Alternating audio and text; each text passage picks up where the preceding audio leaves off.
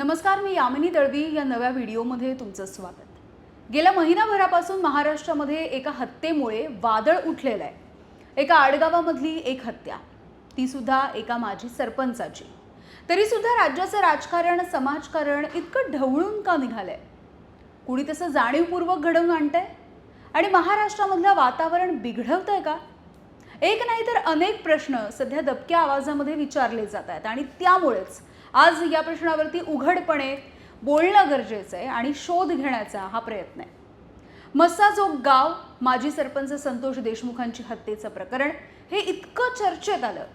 अनेकांसोबत बोलल्यावरती लक्षात येतं की या हत्येची अमानुषता ही केवळ अमानुषता नव्हती, एखाद्या दाक्षिणात्य चित्रपटामधल्या अमानुषतेला सौम्य म्हणावी अशी ही अति अमानुषता होती. हमास आणि तालिबान सारखे काही तास अमानुष छळ, त्यामध्ये सुद्धा लायटरने डोळे जाळण्याचा आरोप, मृतदेहाचे व्हायरल झालेले फोटो, हे सगळं हादरवणारं.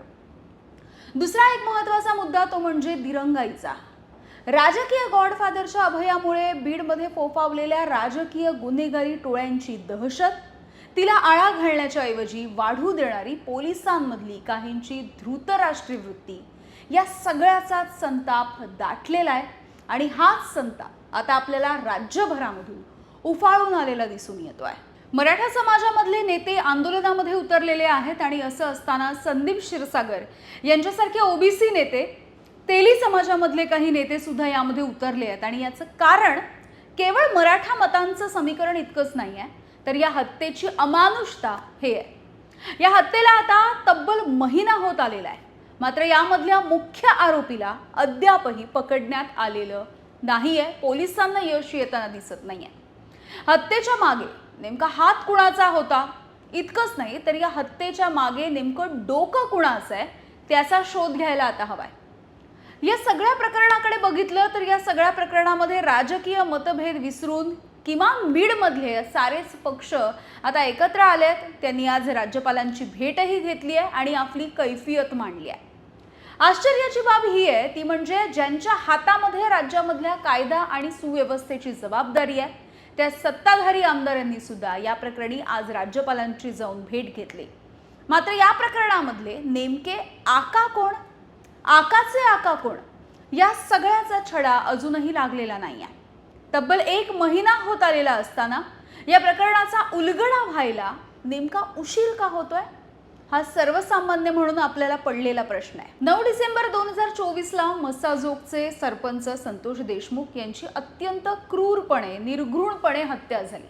मात्र याची ठिणगी पडली होती 6 डिसेंबरला, ज्या वेळेला आवादा कंपनीच्या गेटवरती तिथे काम करणाऱ्या सुरक्षा रक्षकाला, एका दलित व्यक्तीला मारहाण झाली.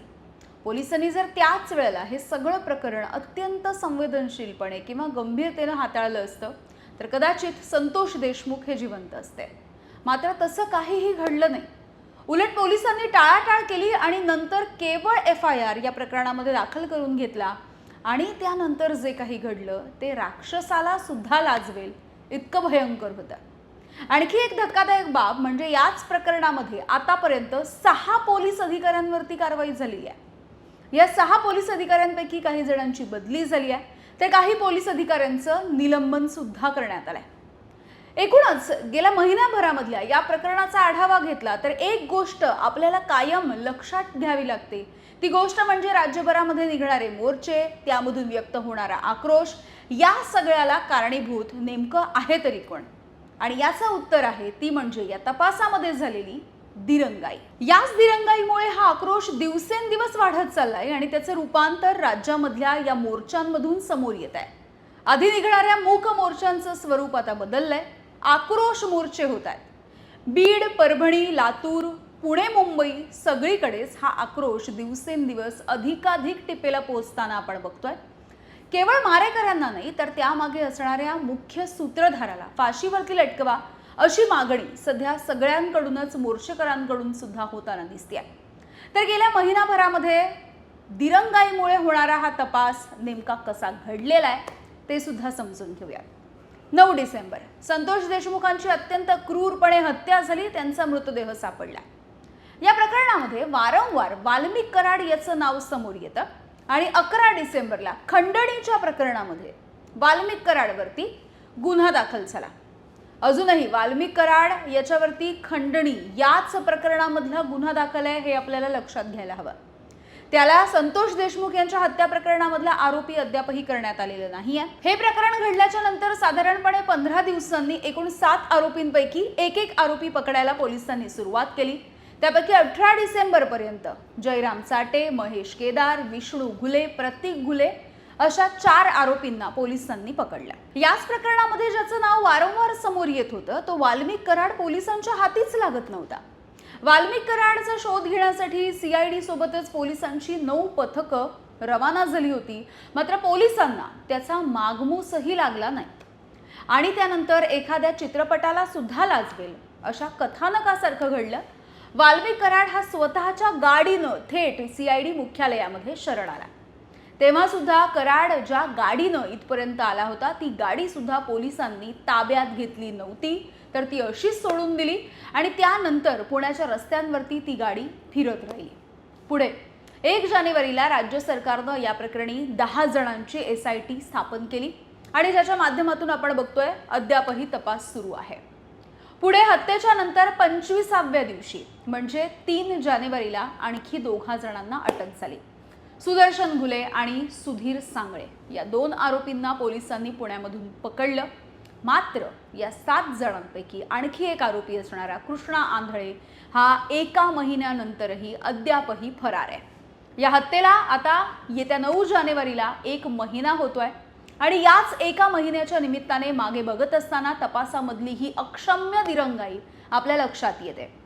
केवळ दिरंगाई नाही तर अनेक अँगल या प्रकरणाला असलेले सुद्धा आपल्याला जाणवतात. सर्वात महत्त्वाचं म्हणजे इतकं भयंकर, इतकी क्रूर हत्या ती सुद्धा आपल्या महाराष्ट्रामध्ये होणं हीच मुळात शर्मेची बाब आहे. पुढे यामध्ये आलेला जातीचा फॅक्टर. अनेकांनी या प्रकरणाचा आधार घेतला आणि जातींमधली तेढ वाढवायचा प्रयत्न केला. मात्र तरी सुद्धा इतक्या क्रूरपणे घडलेल्या हत्येच्या विरोधामध्ये सगळा आपला समाज, आपल्यामधले सगळे मतभेद विसरून आता एकत्र आलाय. बीड, परभणी, लातूर, पुणे, मुंबई अनेक ठिकाणी निघालेले मोर्चे आणि त्यामध्ये असणारा सर्व जातीय, सर्व पक्षीयांचा सहभाग हा आपल्याला याचीच प्रचिती देतोय. कारण हा मुद्दा न्यायाचा आहे. आज संतोष देशमुखांच्या जगण्याच्या अधिकारावरती घाला घालण्यात आलाय. त्यांची क्रूरपणे, अत्यंत अमानुषपणे हत्या झाली आहे. उद्या त्या ठिकाणी आपल्यापैकी कुणी असू नये. मुद्दा जातीचा, धर्माचा नाही आहे, तर मुद्दा जगण्याच्या हक्काचा, अस्तित्वाच्या संघर्षाचा आहे. आज बीडमध्ये संतोष देशमुख आहे, परभणीमध्ये सोमनाथ सूर्यवंशी आहे. उद्या कदाचित तुम्ही आणि आम्ही असू आणि त्यामुळे आताच जागं होण्याची गरज आहे. लढूया, सन्मानानं जगण्याचा हक्क राखूया, अबाधित ठेवूया. ABP माझा, उघडा डोळे बघा नीट.